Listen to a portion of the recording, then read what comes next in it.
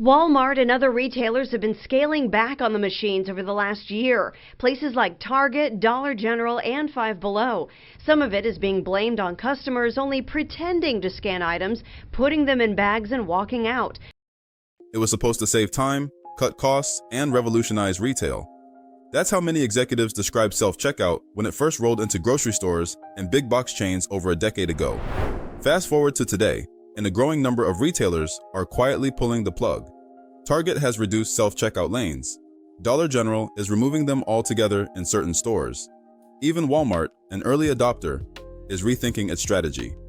So, what happened? The promise was simple: fewer employees, faster service, and happier customers. But the reality has proven far more complicated and expensive. From increased theft and accidental scanning mistakes to customer frustration and expensive maintenance, self-checkout isn't quite the retail utopia it was cracked up to be. One Reddit user summed it up bluntly: self-checkout is just unpaid labor dressed up as convenience.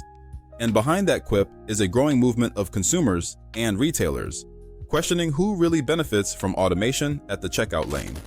In this video, we're going to break down the hidden costs of self-checkout. You'll learn why some stores are backpedaling on the technology, how customer behavior has shifted, and what this trend says about the broader future of automation in everyday life.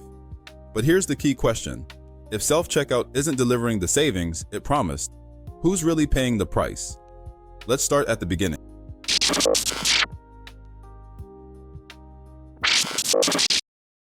When self-checkout first entered mainstream retail in the early 2000s, it was heralded as the future.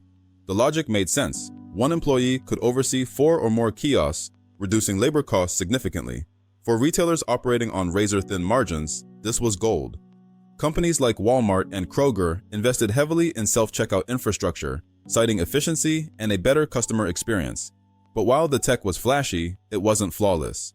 A 2022 study by the Loss Prevention Research Council found that stores with self-checkout lanes experienced up to 31% more shrinkage, industry speak for lost inventory, than those using staffed lanes. That shrinkage doesn't just come from intentional theft. It also includes scanning errors, miscued produce, and customers simply forgetting to scan items at the bottom of the cart. Customers, too, grew increasingly frustrated. Glitches, frozen screens, age verification holdups for alcohol, and scale misreads all added friction to what was supposed to be a smoother experience. YouTube and TikTok are littered with videos of people mocking the robotic voice that scolds them. Please place the item in the bagging area. Unexpected item in bagging area.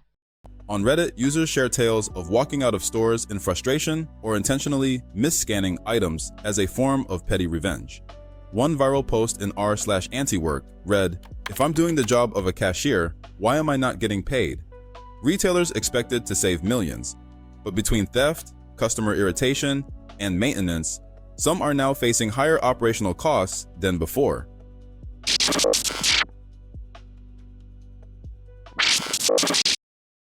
Retail shrink has become a buzzword in board and earnings calls.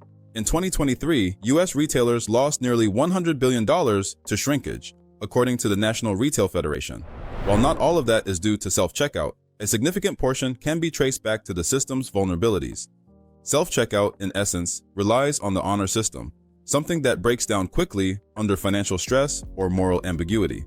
The machine can't tell if you're scanning a $2 bag of grapes or a $15 cut of steak under the same code.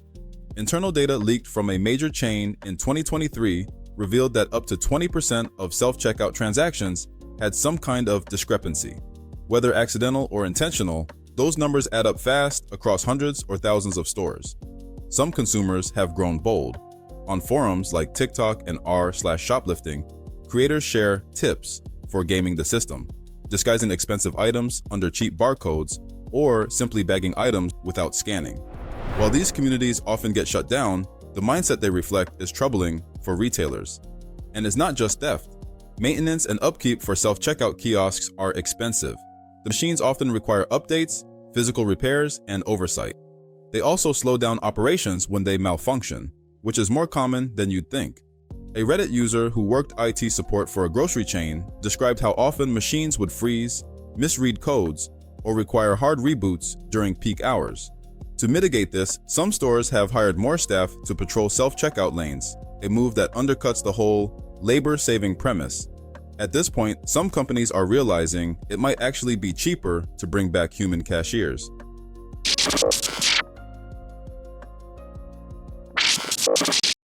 In 2024, Target quietly rolled back self-checkout availability to only customers with 10 items or fewer. A spokesperson claimed it was to improve efficiency, but leaked employee memos pointed to rising shrink and customer complaints. Dollar General went further. After a spike in theft and customer dissatisfaction, it removed self-checkout from over 300 stores. Other chains are experimenting with hybrid models or reducing the number of self-checkout stations per store. There's also a public perception shift. Increasingly, customers are expressing resentment toward self-checkout. In the early days, the tech was novel. Today, it feels like an obligation.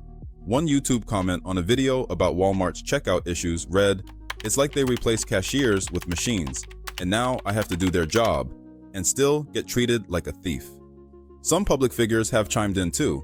Journalist Amanda Mull wrote in The Atlantic about the illusion of automation, where companies offload labor onto consumers without offering any real benefit in return. Her piece went viral for a reason. Many people feel the trade-off isn't worth it. There's also a legal dimension.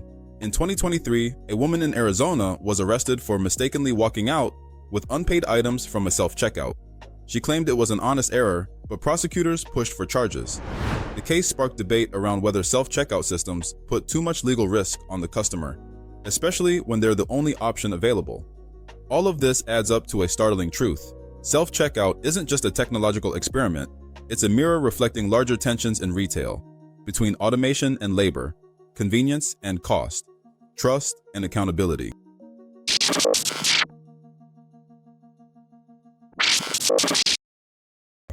Self-checkout began as a promise, a vision of faster lines, lower costs, and greater efficiency. But for many retailers, that promise has turned into a financial and logistical headache. Rising theft, technical hiccups, and customer backlash have pushed companies to rethink the very systems they once saw as the future. What's striking is how much of this story was overlooked in early coverage. In the rush to automate, few paused to consider the broader consequences, shifting unpaid labor onto consumers, undermining employee roles, and weakening the human touch that so many customers still value. At the heart of the issue is a simple question of balance. Technology should enhance our lives, not create more stress, conflict, or hidden costs. And in the case of self-checkout, that balance seems increasingly off-kilter. Some retailers are learning this lesson and adapting. Others may double down and try to fix self-checkout with more AI, surveillance, or automation. But the bigger question lingers. What kind of shopping experience do we want? One that's efficient but impersonal, or one that acknowledges the value of human presence? We invite you to think about your own experiences with self-checkout. Let us know in the comments below. And as always, thanks for watching.